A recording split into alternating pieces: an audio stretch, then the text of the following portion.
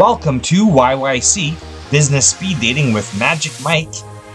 Book your free business video spotlight at YYCbusinessspeeddating.com. Welcome to Season 2, Episode 8 of Business Speed Dating with MagicMike.com. Today's guest is Joel Oliver from eastcoaststudio.ca.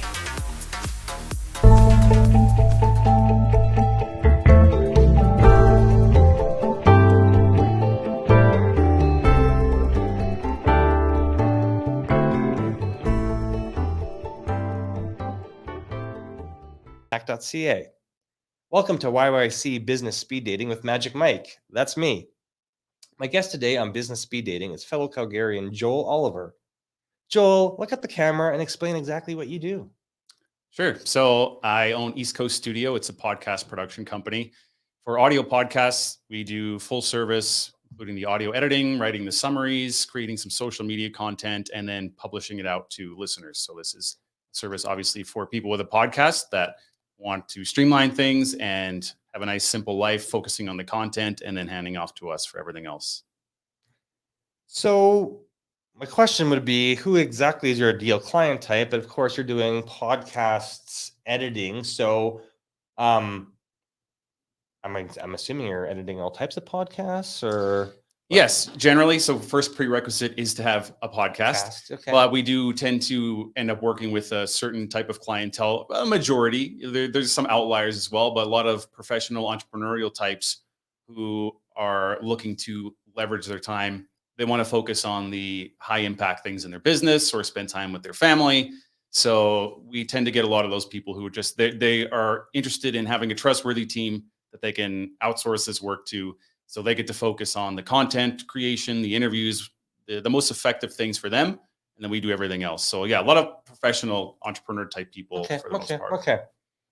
So what's the favorite part of your job as the podcast editor? Mm-hmm. I would say using a skill that I have to be able to help people.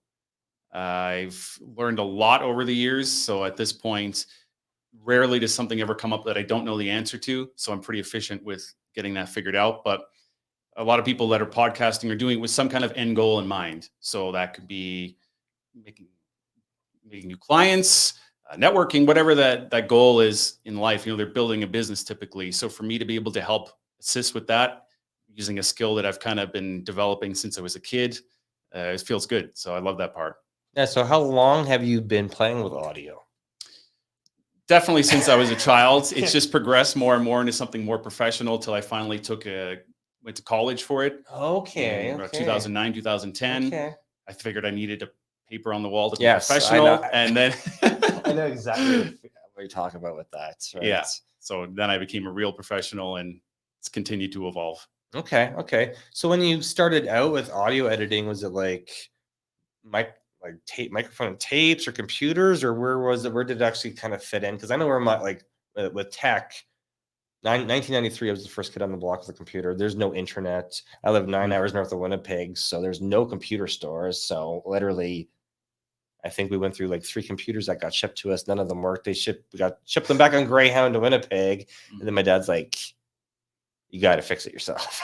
Right. Because this is going on for months. We spent thousands and thousands of dollars on a computer. They kept shipping them to us. Windows 3.1 never worked. Okay. And then I realized, I phoned my cousin 2 hours away, and he's like, hot glue the boards to the motherboard. And I was like, oh, because of course everything would just become loose, right? Mm-hmm. So, but that was the state of technology in 1993, 94. Yes, I was fortunate enough to experience Windows 3.1. I never owned a computer with that though. My family started at Windows 95. Okay. So I remember playing songs with the MIDI player. Oh yeah, okay. Streaming some really low quality music on some websites, things like that. But for my professional life, my career, I've had computers to be able to edit on. Okay. Yeah, I do remember playing cassette tapes and CDs, of course. But in terms of work, I've not had to actually cut any tape. Okay. I've heard that's because I know somebody who has a studio in Calgary, and he set up recording studios for like Capitol Records and all all these studios. So he remembers. He's like, "Oh, you guys got it easy with computers." Back in the day, one take was all you had. Yeah. I don't know how. I have a huge amount of respect for those people because I don't know how they managed it, but they paved the way for us to be where we are now, Mm-hmm. which is much easier. So with podcast editing, then you're not restricted. Like, of course, me as a service business, I'm not really restricted to Alberta, but of course, on-site stuff, I'm kind of restricted. Mhm. And then I do a lot of remote, but since you're editing, you can really do that from anywhere. Yeah, Right? it was completely started as a remote business. We really don't have any focus on a particular geographic area. Most of the client base is in North America, Okay. just because of our location, I guess, but it doesn't have to be that way. And I'm open to doing some local work now that I'm in Calgary as well. Okay. Okay. But we can work with anybody anywhere essentially.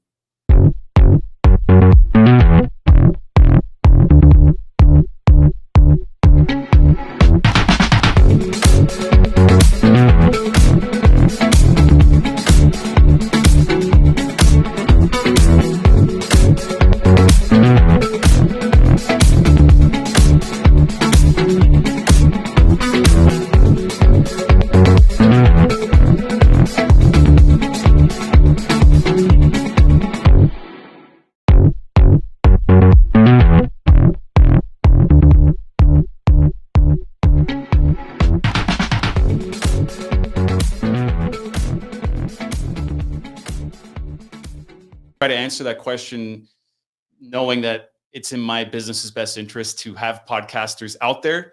But that said, that's the honest answer that I have is, there's plenty of room for that. My biggest suggestion to someone that is starting out is not to be worried about that, but consider more the time and the monetary investment that you're going to need, and make sure that you're committed for the long haul. That's going to be a bigger thing to consider than the fact that there are other podcasts out there. Is that the best piece of advice? Just get started. Yeah, I mean, it's not for everyone necessarily, because you do need to be committed. It's not an overnight thing, like, any kind of building of a business or whatever. It takes work. So you're not just going to start a podcast and be famous overnight. It takes effort. It takes commitment. So unless you're going to be sure to hang in there for at least a year, it's really not worth starting, because you're not going to get an actual good return unless you're willing to stick with it for the long haul. Yeah, yeah. So I'm assuming when it comes to technology, are you a do-it-yourselfer? I would say to some extent, yes, because I just happen to be in that tech savvy group of people. So while I'm a do-it-yourselfer, I am kind of knowledgeable about it as well. But one thing that I've become really good at over the years is identifying when it's something that I can fix or when it's outside of my wheelhouse. Okay. Because I know when I need a professional, why spend 5 hours getting frustrated at it and become more annoyed and waste my time when I know it needs to go to someone else? Perfect. So being proactive, understanding, okay, that's a thing I can solve quickly, or no, someone else needs to come in and deal with this. Sometimes you just need to know when to quit. Exactly. Which the more you understand that and quit before you waste time at it, when you're not going to get anywhere anyway, Exactly. call in a pro. But it's just life experience. Like, you're gonna be like, I want to do this. I want to do this. I want to figure it out. And then you're like, okay, how many hours did you waste trying to figure it out? But then at least you've come to the realization that you have wasted your own time and that it has to go to a professional, right? Yeah. How many times have we all been in that situation? I just wake up and I want to work, and for some reason the computer is just, no, it's not working today. And you Google a couple of things, before you know it, 2 hours have passed, and yeah, if you could just get all that time back and found someone who knew the answer. Usually when people call me, it's days or weeks or months. Yeah. And I'm like, okay. And they're like, you fix it in 20 minutes. And I'm like, I've got the experience to take, 20, 30 years of IT experience and solve it really quick. But, you just, first step is asking for help, right? Yeah. And just understanding that you don't know the answer, someone else would. Exactly. So, okay. Well, Joel, thank you so much for being my guest on my YYC Business Speed Dating with Magic Mike. Is there any final advice you'd like to give to our viewers about starting their own podcast? Yeah. Sorry. No worries. We can redo it. What was the other question that I had? It was that, right? Yeah, yes, the advice. Yes, and sorry. I went through. I know you did advice, and then I asked you again, and then you did it in there, and then I was like, Wait, I had that written down. That's Okay, sorry. why these conversations are good, because you're like, oh man, I got a way better response for that after thinking about it, right? So, Yeah, it's I want to be able to think on the fly, but I just got caught off guard there. that's at the okay. end. That's okay. As I said, this is why we record them and then we edit them. Do you- Well, is there? I can answer that. Do you want me to just start the answer, or do you want to just do your wrap again? and we'll go? Yeah. I'll be like, okay. Thank you, Joel, for being a guest on YYC Business Speed Dating with Magic Mike. Is there any last piece of advice you want our viewers to know about your business or how to contact you in case they need your services? Sure. Yeah. Anybody that, like we talked about, has a podcast that is looking to save some time and have a trustworthy team take care of the production process for them, happy to chat about that. The website is eastcoaststudio.ca. You can reach me there. How did you come up with that name? Well, I was originally on the other side of the country when I started it. So now that I've moved to Alberta, it tends to raise a lot of questions about why that name. I just So didn't think are you an East Coaster? originally, yes. I'm a displaced East Coaster. Well, the family's from the East Coast, and I was born and raised in Manitoba. But all my Okay. family's in Nova Scotia. I like it's a nice area. I like Alberta too. Obviously, that's why I chose to move here. But I figured, Mountains, come on. yeah, and I figured it's probably not worth the time to change the company name. It gives a nice backstory and it pays a tribute to where my roots are. So for now, it's still East Coast Studio, but based out of Calgary. That's why you're remote, right? It doesn't Yeah, really matter exactly. where you are. You'd be like, yeah, Alberta. You know? I've answered the question every time, but it's a good little Okay, conversation. no, I came so- up at East Coast. I'm like, oh, we might get along. You might be an East Coaster. Because everybody's like, you sound like an East Coaster. I'm like, well, I was born in Manitoba. I lived in Alberta for 23 years. But when I go back to Nova Scotia, pick up the accent in about 20 seconds. Yeah, I know. Yeah, it's in there. It's in us. It's from you there, just- right? But It's just inside. because everybody spoke that way, right? So Yeah. I can't say I'm the same way if I go to Newfoundland or another place because I'm not from there, and I don't, you don't pick it up as quickly. Yeah. And you go to some other places, you're like, wow, that is an Alberta accent. I'm like, I don't think I have an Alberta accent because I don't know what the Alberta accent sounds like. Mhm. Yeah, I get that a lot. You don't sound like you're from the East Coast. People are used to a certain type of dialect from out there, right? But then sometimes I'll pick it up because if you say Calgary wrong, like Calgary, they're like, you're not from the province. Right. And then, you know what? Because I've been editing the show and I'm like, I'm saying Calgary wrong. So when it Right. goes online, we'll see if I get any trolls or any haters. My wife's from Alberta. She tells me I pronounce Calgary I just did it again.